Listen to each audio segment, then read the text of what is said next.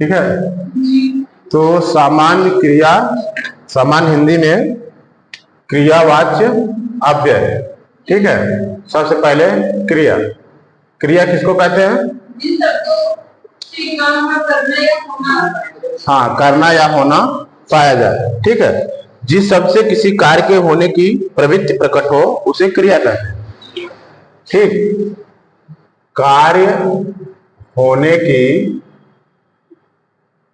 प्रवृत्ति प्रकट हो क्या कहेंगे? क्रिया। मतलब जिस शब्द से कार्य होने की प्रकृति प्रकट हो उसे क्रिया कहेंगे। मतलब कोई शब्द होता है वो कार्य करने की प्रकृति को स्पष्ट करता है। जैसे पढ़ना, क्या है? पढ़ना, चलना, है ना, खाना, ये सब क्या है? ये सब क्या है? क्रियाएं हैं। ठीक। जिसके क्रिया विकारी शब्द है, जिसके रूप लिंग वचन तथा पुरुष के अनुसार बदलते रहते हैं। इसके रूप क्या होते हैं? वचन, लिंग वचन तथा पुरुष के अनुसार बदल। क्रिया क्या है? विकारी है। पहले तो जान जाइए कि विकारी है। और इसका जो रूप होता है वो लिंग वचन के अनुसार बदलते रहते हैं। किसके अनुसार? लिंग वचन तथा पुरुष के अनुसार बदलते रहते हैं। लिंग वचन तथा पुरुष के अनुसार बदलते रहते हैं। ठीक है। सीधे देख लीजिए, जैसे कि पढ़ना है, खाना है, चलना है, तो वह पढ़ता है, वह पढ़ती है। बदल गया ना? वह खाता है, वह खाती है, वह रोता है, वह रोती है। इस ढंग से ये बदलते रहते हैं। ठीक। और क्रिया के रूप में यह परिवर्तन हिंदी की अपनी विशेषता है। क्रिया का मूल धातु है। क्रिया का मूल क्या है? क्रिया का मूल धातु है।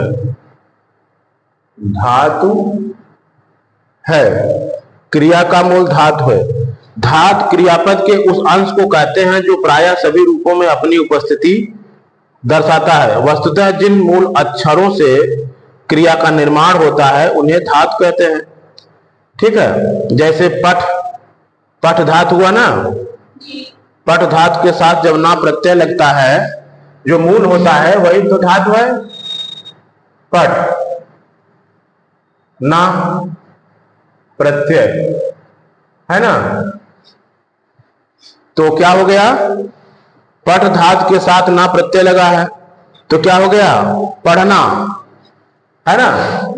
तो पढ़ना, तो इसमें जो इसका मूल है वो पठ है। मूल क्या है? पठ है। ठीक है। हिंदी में क्रिया का निर्माण धातुओं के अतिरिक्त संज्ञा तथा विशेषण से भी होता है। क्रिया का निर्माण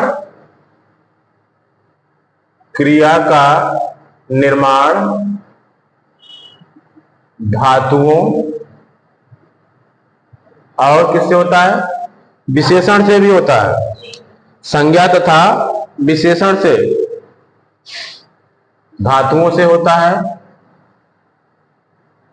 क्रिया का निर्माण।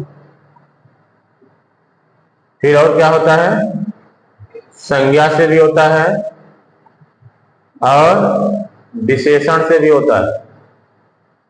क्रिया का निर्माण धातु से होता है। धातु अभी जो मूल होता है उसको तो आप जानिए। और क्रिया का निर्माण संज्ञा से भी होता है और विशेषण से भी होता है। ठीक है। ये हो गया क्रिया।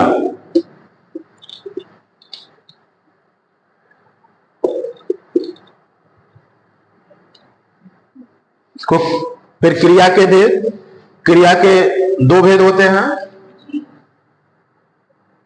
क्रिया के भेद सकर्मक और अकर्मक।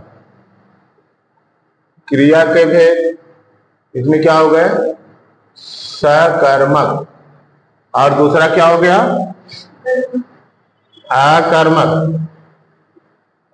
सकर्मक और अकर्मक, ठीक। सकर्मक और अकर्मक। सकर्मक से क्या मतलब है, सकर्मक क्रिया उस क्रिया को कहते हैं जिसका फल कर्ता पर न पड़कर कहीं और पड़े, ठीक है। उस क्रिया को कहते हैं जिसका फल कर्ता पर न पड़कर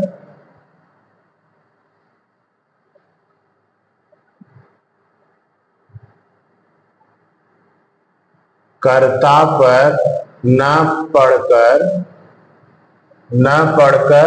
कहीं और पड़े,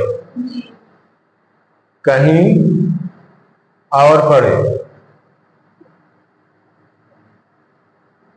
ठीक। मतलब सकर्मक नाम से ही दिख रहा है, कर्म सही। सकर्मक क्रिया उस क्रिया को कहते हैं जिसका फल कर्ता पर न पड़कर कहीं और पड़े। सकर्मक क्रिया के साथ कर्म रहता है, ठीक है। सकर्मक, अब नाम से ही पता चल रहा है ना, कर्म रहता है इस क्रिया के साथ, ठीक है। सकर्मक क्रिया के साथ कर्म रहता है या उसके रहने की संभावना होती है।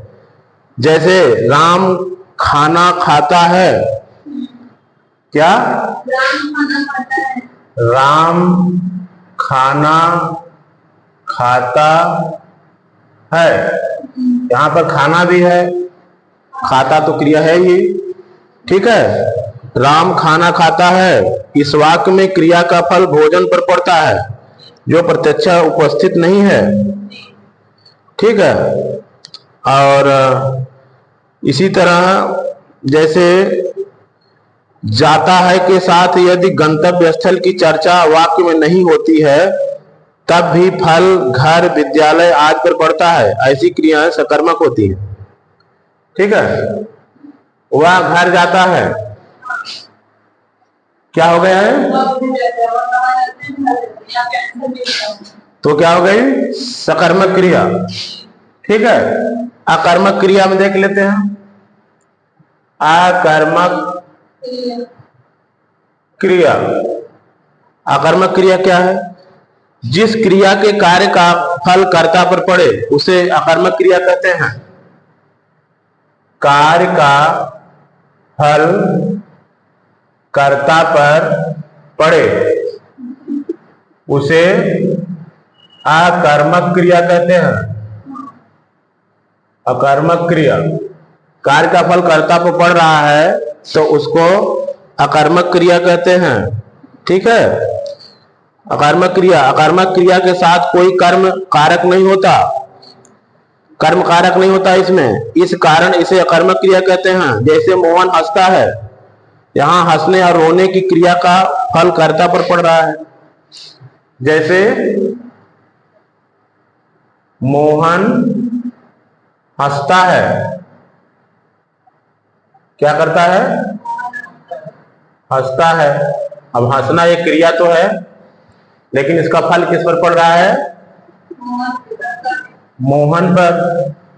ये क्या हो गया, अकर्मक क्रिया, अकर्मक, ये अकर्मक क्रिया हो गया, ठीक है।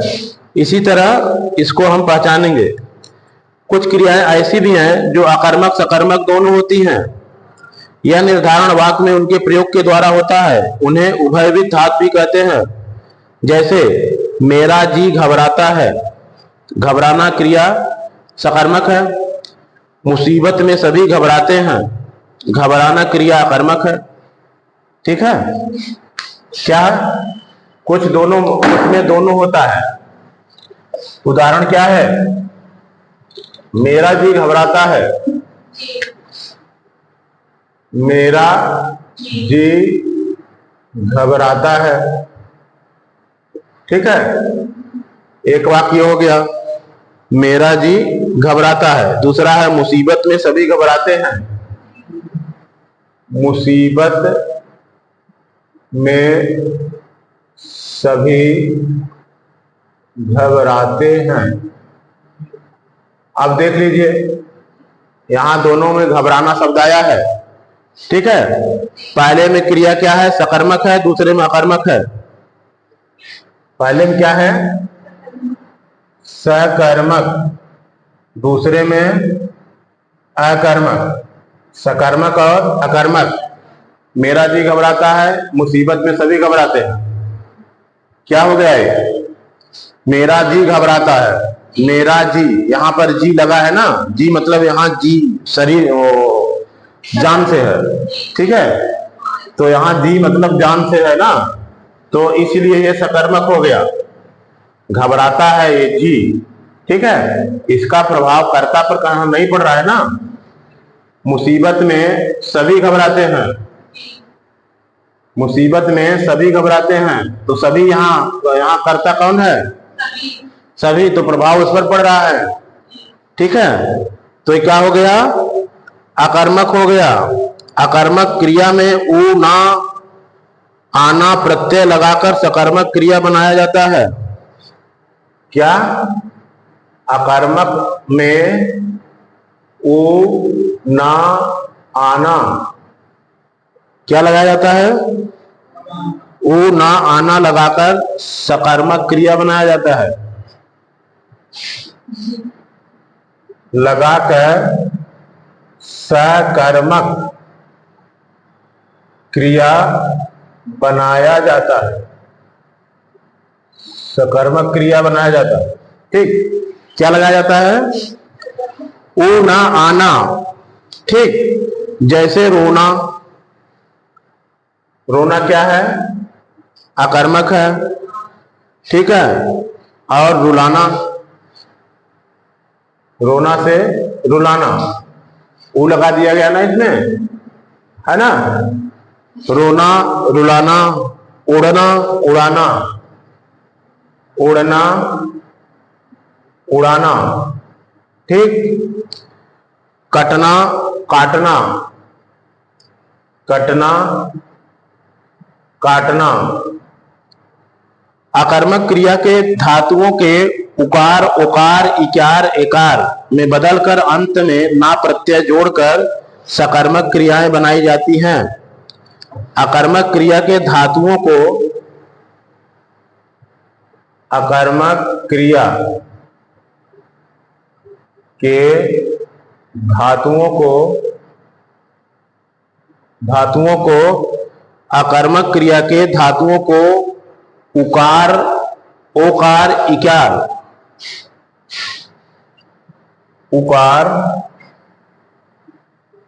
ओकार, इकार, एकार, ये चार हैं, ठीक है। उकार, ओकार, इकार, एकार, कितने हो गए?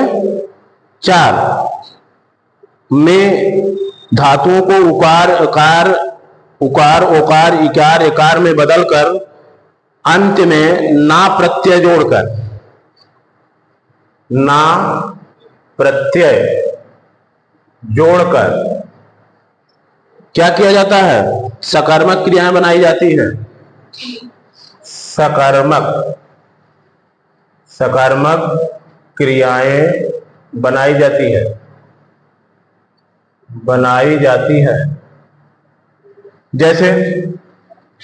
जैसे क्या है?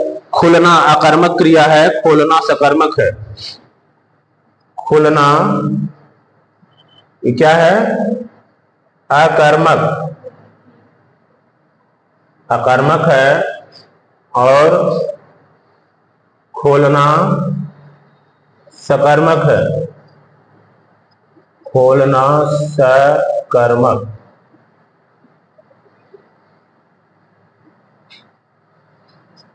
सकर्मक क्रिया है, ठीक है। ये तो हो गया आपका सकर्मक और अकर्मक। इसके अलावा और भी कुछ होता है? सकर्मक अकर्मक के अलावा कुछ नहीं होता? द्विकर्मक भी होता है ना।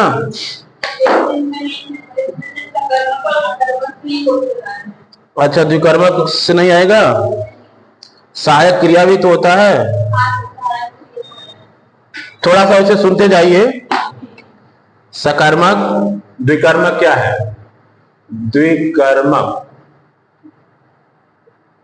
क्रिया, द्विकर्मक क्रिया। कुछ क्रियाएं एक कर्म वाली होती हैं, जबकि कुछ दो कर्म वाली होती हैं। ऐसी क्रियाओं को द्विकर्मक क्रिया कहते हैं।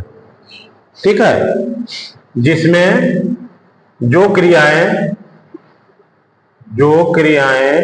दो कर्म वाली होती हैं, वो तो सीधे ही दिख रहा है।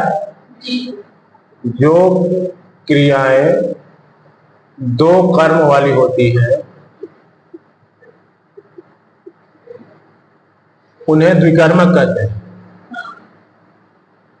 उन्हें द्विकर्मक कहते हैं। ठीक है, जब दो कर्म वाली होंगी तो उन्हें द्विकर्मक कहते हैं, द्विकर्मक क्रिया। ठीक है, जैसे उसने राम को डंडे से मारा। क्या?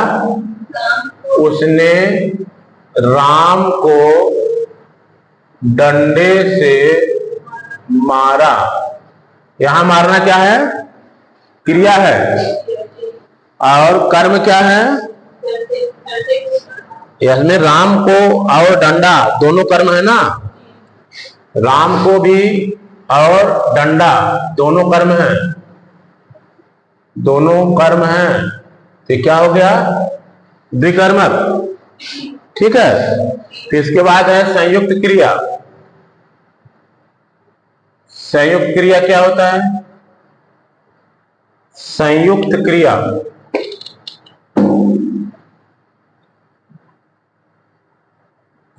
संयुक्त क्रिया संयुक्त क्रिया, जो क्रिया दो या दो से अधिक धातुओं के मेल से बनती है उसे संयुक्त क्रिया कहते हैं। दो या दो से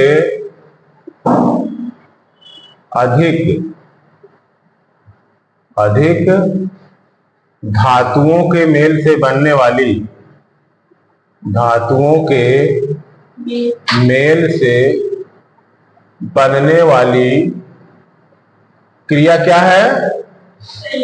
बनने वाली क्रिया संयुक्त क्रिया होती है। संयुक्त क्रिया। ठीक है, दो या दो से अधिक धातुओं के मेल से बनने वाली क्रिया संयुक्त क्रिया होती है। जैसे वह घर पहुंच गया, इस वाक्य में पहुंच गया संयुक्त क्रिया का उदाहरण है। ठीक है, जैसे वह घर पहुंच गया। क्या? वह घर पहुंच गया। यहां दो बातें हो रही हैं। वह घर पहुंच गया, इसमें पहुंच गया क्या है? संयुक्त क्रिया का उदाहरण है। पहुंच गया संयुक्त क्रिया का उदाहरण, संयुक्त क्रिया का उदाहरण है। ठीक, पहुंच गया संयुक्त क्रिया का उदाहरण है। ठीक है, पहुंच गया संयुक्त क्रिया का उदाहरण है। संयुक्त क्रिया का निर्माण अकर्मक सकर्मक दोनों क्रियाओं द्वारा होता है। जैसे लेट जाना, गिर पड़ना, बेच लेना इत्यादि। संयुक्त क्रिया में अब पहली क्रिया प्रधान होती है तथा बाद वाली क्रिया उसमें विशेषता उत्पन्न करती है। जैसे मैं पढ़ सकता हूं, इस वाक्य में पढ़ना तथा सकना दो क्रियाएं हैं। जैसे मैं पढ़ सकता हूं, इसमें क्या है? पढ़ना है और सकना है, दो क्रिया है ना, जिसमें सकना क्या है? विशेषता उत्पन्न कर रही है। ठीक है, सकना पढ़ना क्रिया की विशेषता उत्पन्न कर रही है, पढ़ना की विशेषता सकना उत्पन्न कर रही है। ठीक है, फिर इसके बाद है सहायक क्रिया। सहायक क्रिया तो आप समझ रहे हैं क्या है? क्या है सहायक क्रिया?